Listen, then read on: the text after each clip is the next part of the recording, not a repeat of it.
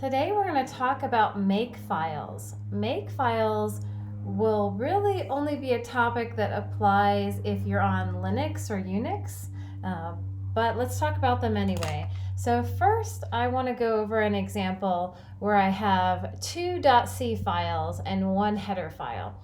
So let's look at my header file first. My header file simply has one prototype for a function say hello that doesn't return anything and takes an integer. And then we've got some guard lines. These lines make sure that that prototype, that this header will not be included more than once when you're compiling the program. And then let's look at the body of this function. So this is just the prototype of say hello. The body of the function is inside of the say hello.c. And here we have the implementation that you're going to pass in an integer, loop through that many times, and say hello that many times.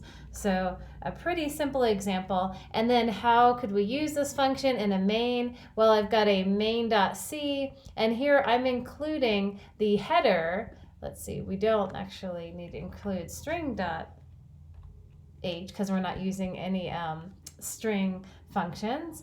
But in main, I am printing in main just so you can see that I'm starting my execution right here in main. Then I call say hello and I pass in the number 5. So we're jumping over to the say hello function, running through that for loop 5 times, printing hello all 5 times, and then we're done with main. All right, so how do you compile a program that has more than one .c? The correct way to do it is GCC and then all of your .c files. So there's only 2 for me. There's main and there's say hello.c. And if I compile those together, I get, and I'm going to just verify that I did get a new file, a.out. And I can run that and I can see my execution. Oops, let me run that and see my execution started in main, and then we went through and printed hello 5 times. So that's all well and good if you have a simple example like I do that just has 2 .c files, but imagine this is a more complicated project and it's using something like 30 or 40 .c files. We're pulling in a lot of library code.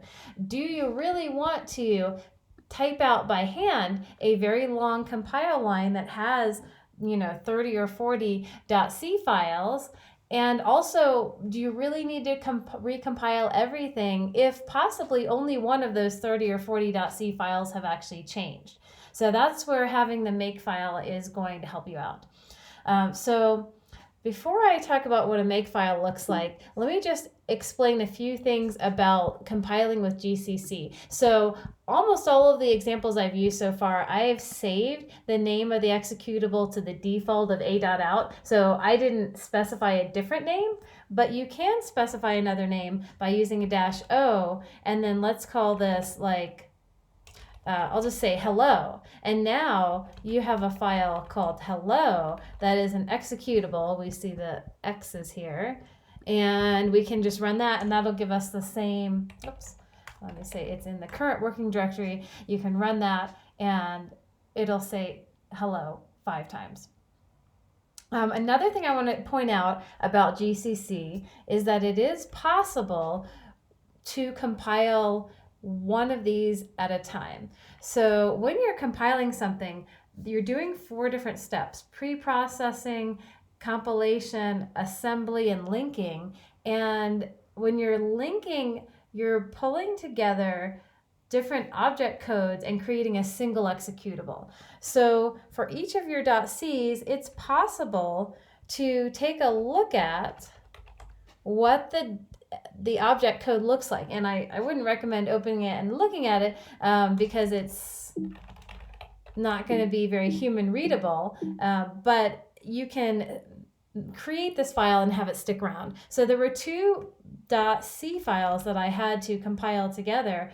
There was the say hello.c, and we could keep the object code for that as well as the object code for main, and then we can combine those 2 object codes with another GCC line. So we combine say hello.o and main.o, and then we've got an a.out. which I can go ahead and run, and we get the same answer. Okay, so with that in mind, the make file, I created it ahead of time because it takes a while to put this together. And you should choose the name make file unless when you use the make command, it will try to find something with the name capital Makefile with no spaces. So I wasn't just randomly picking a name for this file. So what the make file looks like is it's a list of targets, dependencies, and